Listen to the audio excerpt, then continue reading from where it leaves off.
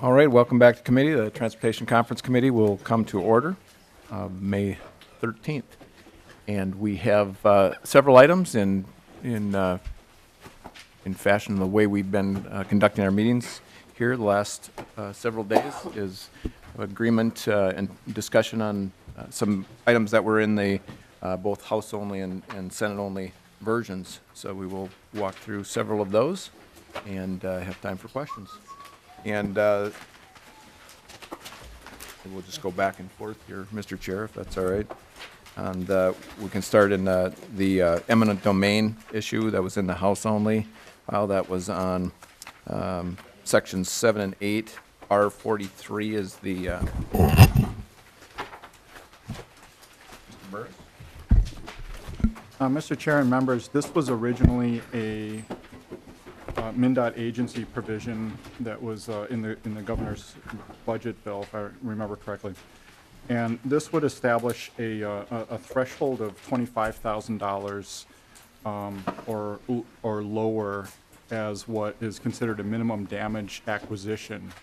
And it would permit for those types of acquisitions before eminent domain proceedings begin that the acquiring authority, so MnDOT for instance, but not just MnDOT, would be able to produce a minimum damage acquisition report, and that would be instead of the usual appraisal process.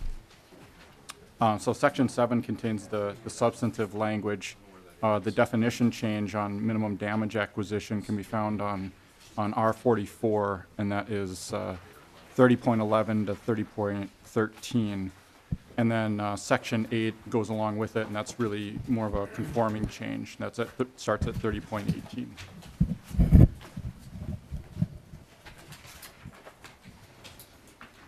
you, Mr. Burris. Any questions from members? So, Mr. Chair, I didn't hear the first part of Mr. Burris's presentation, and I don't recall. Was this a Senate bill, or what was this about? Oh, so, okay. Oh, this was in the governor's bill. Well. Who stands with the governor and who doesn't here? Right. So that answers my next question: is how does MnDOT feel about it? I see a thumbs up from Mr. Rudin. Okay, thanks. That answers my question. All right.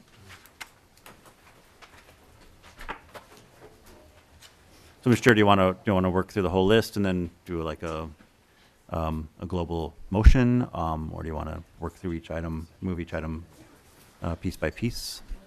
Should we get them And there's section by section, or go Right. through the whole? and I think Okay, we'll. That was a very good suggestion, Mr. Chair. We'll just work through the list then. We'll work through both the House and Senate lists. The next one would be the signal timing optimization for traffic signals, and that's R45 of the side-by-side. Oh, and Mr. Chair, if I could just pause for a sec. Yes. I think we had discussed perhaps pausing on slurry study and the I-94 study, and then down on our list, we don't need to take up the flooding appropriation. That's going to be carried over in the tax bill. Correct. Right. And then we were willing to add to your side the environmental fund, The PCA. the study of the PCA uses of the vehicle transfer fee in the environmental fund, if you wanted to add that and have a little discussion about that. Absolutely. Members, the list that you're working off of just was not updated as we were certainly working through this today. So those are the items that will be taken off, and the one addition will be the environmental fund, the PCA environmental fund. So that's what we'll be working through. The next one we will move to is the R45, section 10.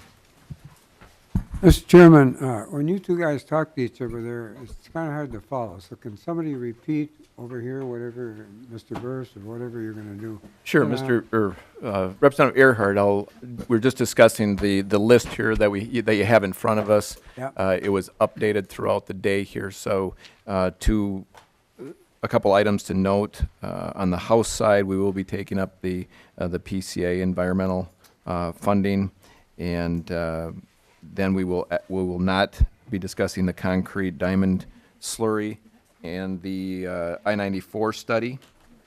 And then below on the Senate list, we will not be taking up the MnDOT flooding appropriation because that's handled in the Senate tax bill. Thank you. Okay? Mr. Burse. Mr. Chair and members, so the next House-only item is on page R45. It's Section 10 on the House side. And this was another agency, MnDOT agency proposal as part of the governor's budget. And it would require development of an inventory by road authorities, so cities, counties, local units of government, on timing of traffic signals for some of their roadways. So there's a threshold. It's not all roads, but ones with a traffic daily count of 20,000 vehicles per day or higher, as well as all principal arterial roadways. And the local unit of government is then required to implement a timing optimization plan and reevaluate the timing at least once every 5 years under that plan. And compliance with the plan has to be certified and submitted to MnDOT. This language includes a couple of clarifications from the original governor's language. Thank you. Questions? And then finally, under the effective date, Mr. Chair and members, the initial inventory would be due by December 30 of 2015. Representative Sanders. Thank you, Mr. Chair, and I just want to thank MnDOT for this language and thank the committee for its consideration today. This is an extremely important issue in my district, Highway 65, running through Blaine. We have a mess right there, just a massive amount of traffic that goes through there, and accidents with people running red lights to try and not sit at a light for 3 or 4 minutes. It's a really, really big deal. So appreciate this being considered today, and really urge that this specifically, that they took a look at Highway 65. Mr. Chair. Thank you, Mr. Chair. I think we actually didn't take this up at all, so we didn't even air it out.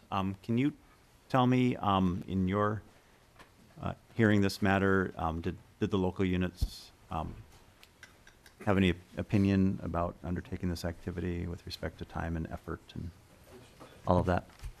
Representative Sanders. Thank you, Mr. Chair and Senator Dibble. At least in my area, the local governments are all in on this. This would be a great help in our community. Great. Mr. Chair, did the League of Minnesota Cities or the counties or anyone weigh in? I just don't know. Sure. It's a sincere question. I mean, it's a good idea, I think, but just curious about that implication. We know the department did. Representative Sanders, did you have anyone from the? Yeah, or maybe We- MnDOT can help us understand if this was developed in consultation with the locals. Mr. Peterson, if you'd like to talk from the department's perspective. Representative Howell, he's coming down. Do you have a question? Well, I've got an email from my county, and they are concerned about, how it define. There's no definition of communications in there. What defines communications? Who defines what that is, and who defines what optimization is? I mean, what's optimum for the people on one street is probably on a side street not too optimum, and it might tie them up. So there's some questions on how that's evaluated and who actually takes control of that. So those are the questions out there. I don't know if Mr. Peterson can help us identify or clarify that. Oh, I believe we have the correct person here then. Mr. Peterson? Thank you, Mr. Chairman. Scott Peterson from MnDOT. At the request of the governor, MnDOT prepared this proposal.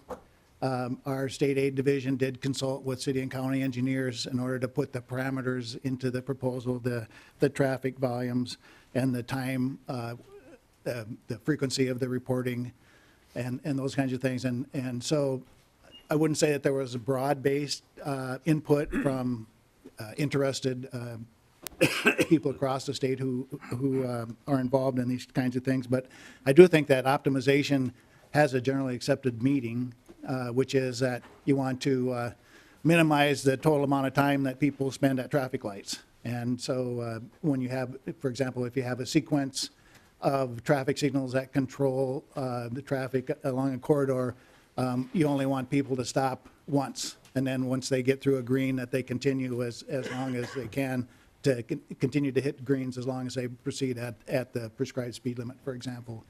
And so, and then with an optimization, then you evaluate the total delay of all the people that go through an intersection and optimize it for the peak flow, basically, because that's when you minimize that wait time. And so, you know, I don't know this particular concern of the person that Representative Howe referenced, but then this last line on 31.19 where it references this annual maintenance expenditure report. So this is a requirement currently for people to receive state aid distribution. So it's a report that they currently file. And so our intent is to integrate this particular requirement into that already established process. Thank you. Representative Earhart. Thank you, Mr. Chairman.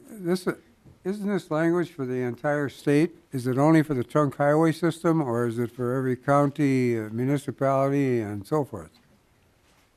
Mr. Peterson. Mr. Chairman and Representative Earhart, this would be for all roads in the state of Minnesota that have traffic greater than 20,000 vehicles a day, which is a reasonably high volume on a non-interstate type road. Mr. Representative Earhart. Mr. Chairman, I think in the metro area, there's a lot of places that have 20,000 a day going by. Am I right? Mr. Chairman, Representative Earhart, yeah, I don't know how many there are, but yeah, there's, you know, typically this would be if it was not access protected or access controlled, this would be a 4-lane street, or, you know, a street that would require 4 lanes to carry that amount of traffic reasonably.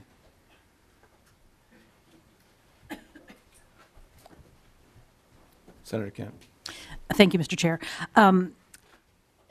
One of the cities in my district is Woodbury, a growing city with exactly the types of roadways you're talking about. And I know that they are routinely working on these issues of optimization and timing and that kind of thing. I would just be concerned that, that this work effectively with plans that they're already doing, that we're not placing an undue burden in terms of reporting and duplication of efforts and timing of work that they're already doing. That would be my only question and concern, is that when you think about cities like that and the efforts they're already making, that we're not double effort, that kind of thing. Mr. Chairman, Senator Kent, the requirement is for the road authority to develop and implement a signal optimization plan. So it's not to supplant any plans that may already exist. So I don't think that it would interfere with what a community or a road authority already has planned for their roads.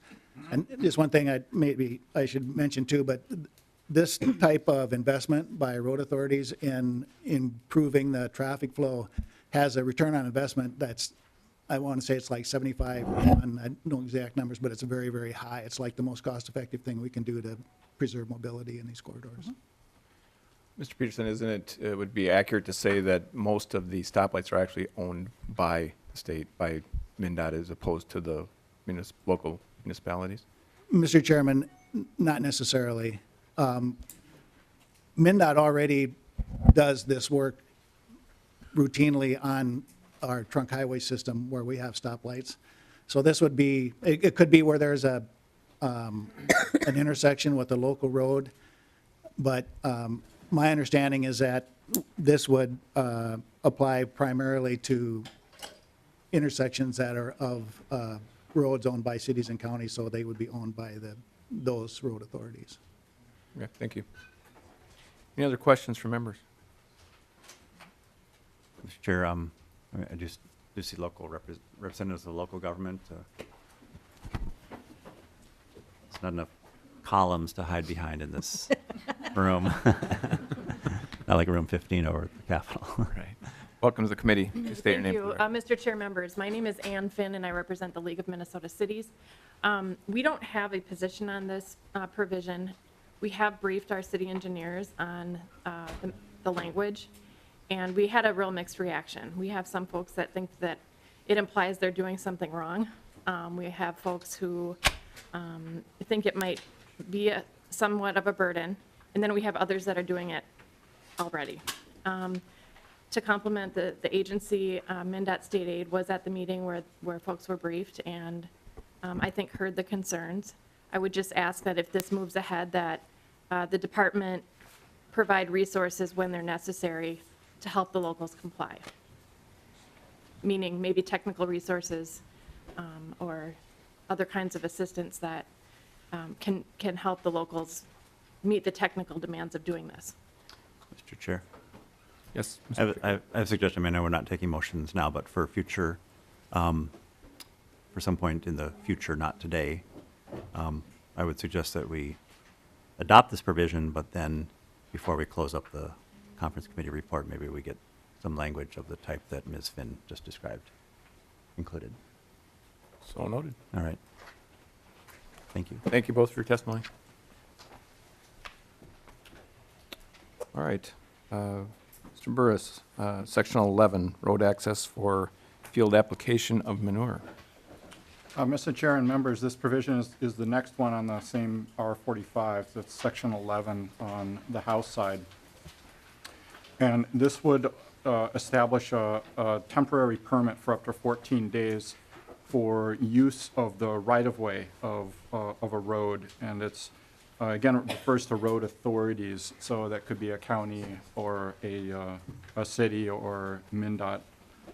And it would allow placement of a pressurized flexible force main, which I basically take to mean a pipe, that would run along a roadway and would be used for pumping manure from a pumping location out to a field. And the permit language sets out some requirements of what the property owner or the occupant of the property who's seeking the permit would, how the force main would need to be placed, where the pumping equipment would need to go, and meeting other requirements that the road authority might establish as part of issuance of the permit. And it also provides in paragraph C for the force main piping to extend along the right-of-way that's adjacent to the property owned by the permit applicant. So it could be sort of non-contiguous between the starting point and the field. Thank you, Mr. Burris. Oh, sorry, Mr. Chair, then, just by way of background, this was originally a provision that Representative Torkelson had carried in House File 1415. Thank you. Who, Chair, who buttonholed me when I was over visiting the House floor today. Yeah. On this particular, it's the only thing he cares about. This is his reelection bill. So basically, if I understand this correctly, this allows application to be made by pipe instead of being trucked over to the field. Correct. Is that the gist? Correct. All right. And temporarily, as stated, the 14-day time period, certainly just allowing our agricultural community to be more efficient and allow for that flexibility. It's not going to interfere with habitat and ditches and screw up the pollinators and the wild birds, and I'm sure not. I would have to say no. We're jumpy about Representative ditches these Petersburg. days. Yeah. I would also comment, it is also a benefit to the road system as well, because those heavier, big machines going in and around from the roads back and forth do carry a lot of weight on the road too. So it actually takes some of that weight off of those particular roads as well, which are generally township and other smaller roads too. Thank you. Any other questions or comments from members? Okay, thank you.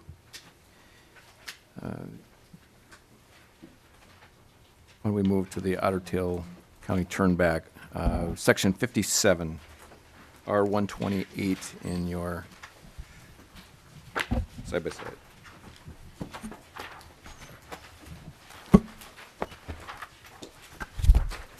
Burris?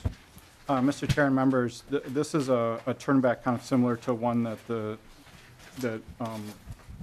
conference committee had previously adopted. It's on page R128 at the bottom. It's section 57 on the House side. And this would be a transfer of jurisdiction to the Otter Tail County, to the county of Trunk Highway segment located in Otter Tail County. And this was originally a Representative Nornis provision, House File 1827. All right.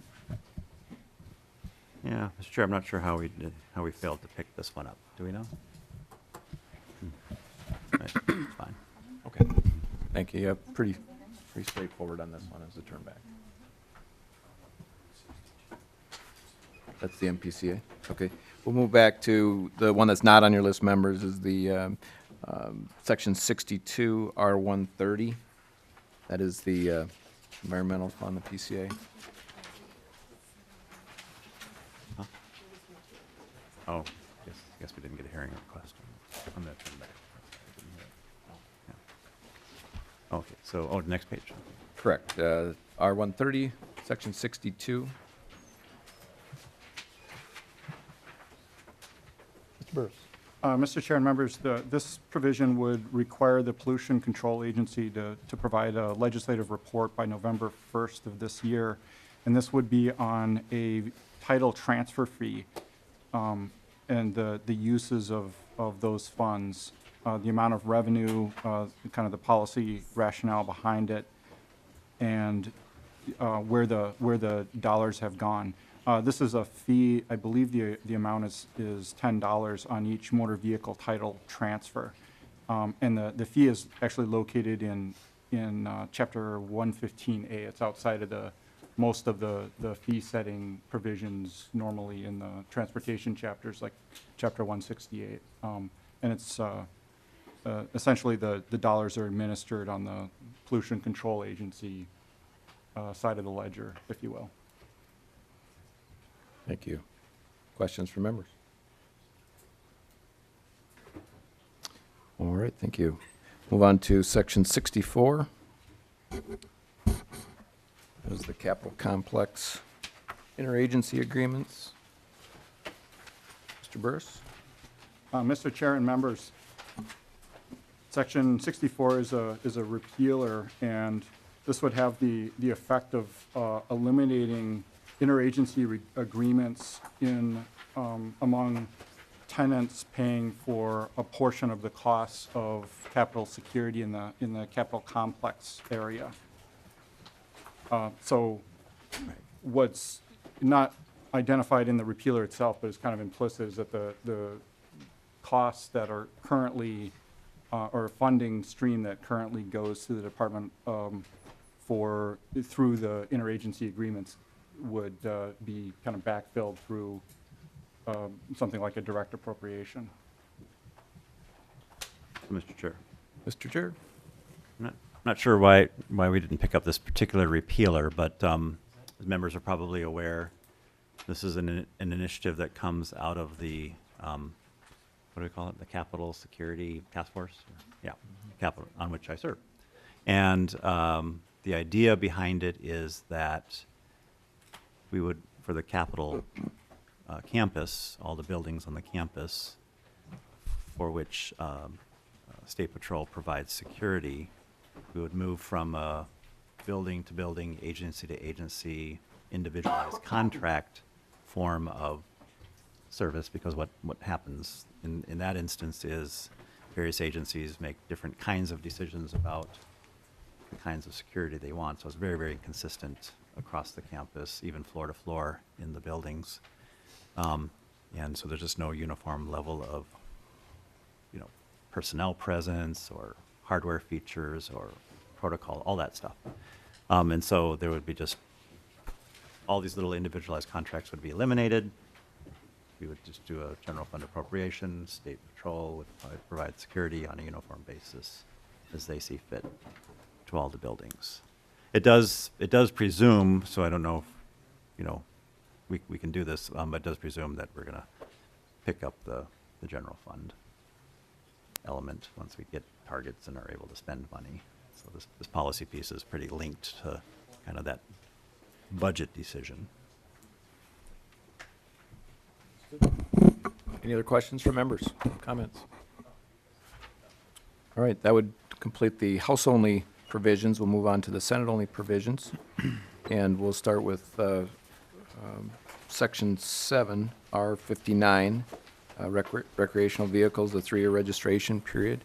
Ms. Borzowski, would you like to speak to that?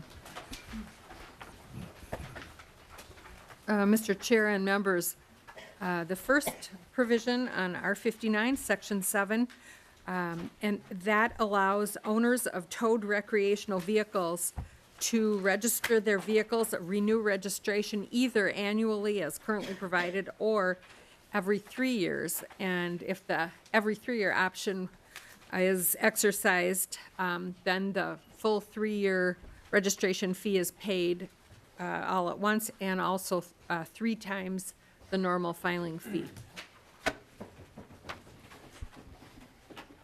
Should I continue, or any discussion? Okay. Then the second provision is conditional registration filing fee on R79, Section 31, and this provides that that a conditional vehicle registration, that a motor vehicle dealer who is filing a conditional registration must pay a $10 filing fee and another $10 fee when the conditional registration is cleared. That's considered a separate transaction requiring a separate $10 fee. Then the next one is in 2 different sections, and on pages R77 and 79, and actually the R77 one is a little bit difficult technically to adopt it should the committee decide to act on it. And so on line 53.34, it provides that a $10 filing fee has to be paid for a motor carrier fuel license, and actually the word tax is extraneous there. It should really be deleted. The proceeds of this fee would go to the vehicle services operating account. And the reason it's just a little bit difficult technically is because it's cross-referenced in Section 28 on R76, because as you see, there's a back down on 53.31, there's also a $10 surcharge imposed in this same section, which is a totally different initiative. So the numbering has been changed, and there's a cross-reference issue with the previous section. So I guess if the committee decides to act on it, probably just make a note to let the staff work out the technical issues on that.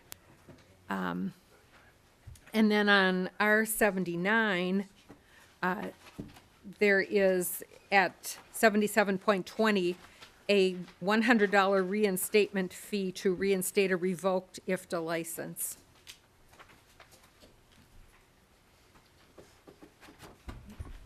The next item is on R83, and that is a provision in Section 8 that requires an owner of a vehicle who is registering or renewing registering or transferring ownership to provide information to the registrar to show the existence of motor vehicle insurance, and it details the specific information that has to be provided. This takes effect on January 1, 2016. The next item on R101 expands the purposes for which the Mercy Fund can be utilized, and that is the Rail Service Improvement account, actually. And at 88.32, you'll see the new language that allows capital improvement projects to be at least partially funded out of Mercy if they are designed to improve capacity or safety at rail yards.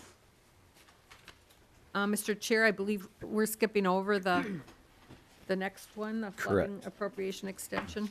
Correct. Okay. So then the next item would be on R141.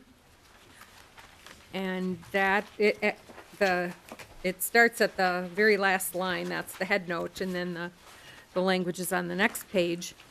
And this requires the Met Council to provide regular route transit service to Hastings if Hastings enters the transit taxing district by July 1, 2015.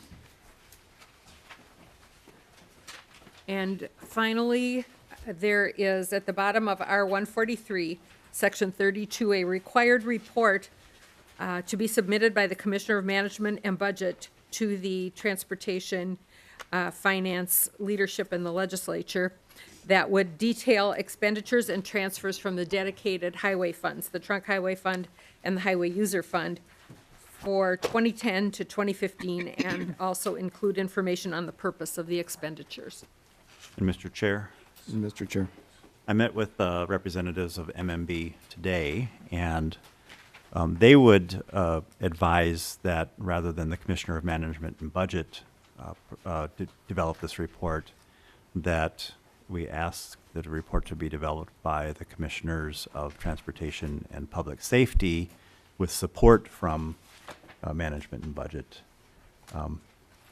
Management and Budget more kind of keeps track of the transactions, but kind of the underlying information we're trying to get to, they don't really maintain that information. And so when it comes time, I would make a motion to amend in that way.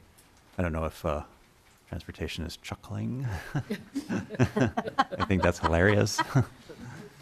Okay. I'm more focused on, well, I know you've got a number of initiatives around how those funds are used in DOT.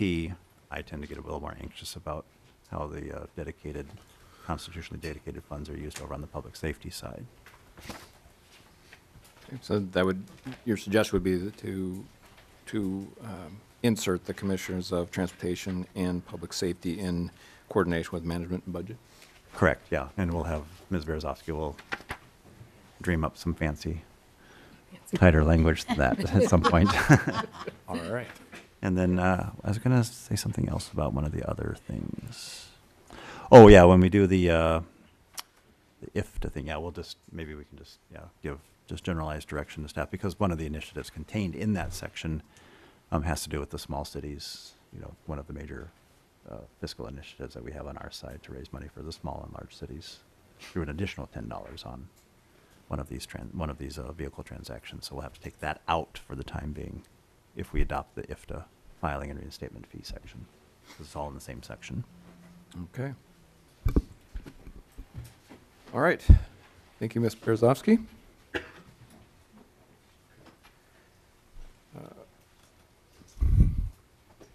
That, members, I guess we will move, maybe some help from Mr. Burris or staff on the correct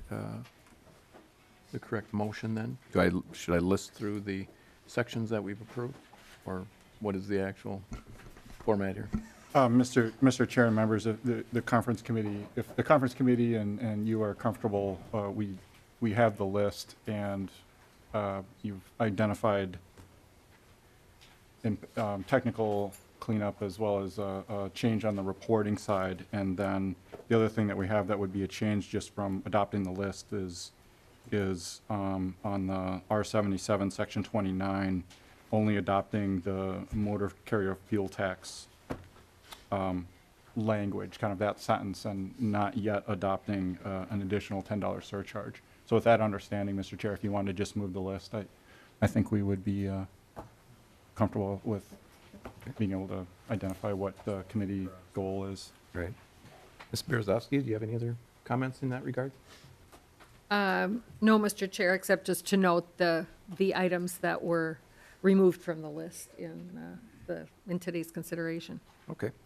And then the understanding that we were going to come back and at some point in the future to do a little consideration for local units in the traffic signal timing optimization. And then if we decide that the capital complex issue is not worthy of funding, we'll have to revisit that, but I suspect we'll adopt that in the final report anyway. So I'm comfortable with adopting that right now. All right. Thank you for all of that input. Pardon me?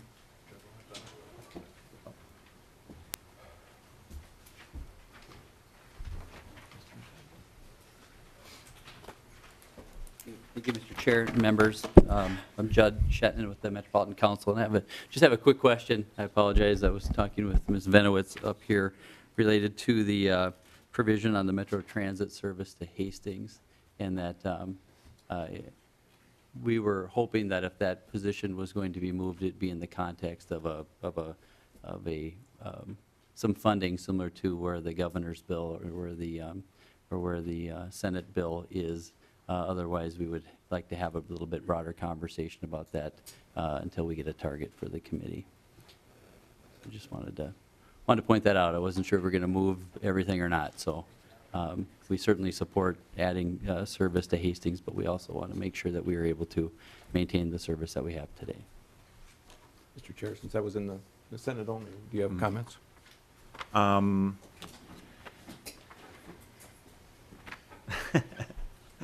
I don't know. I'm a little bit conflicted. That was not the understanding. I thought this was, this is the first I'm hearing of that.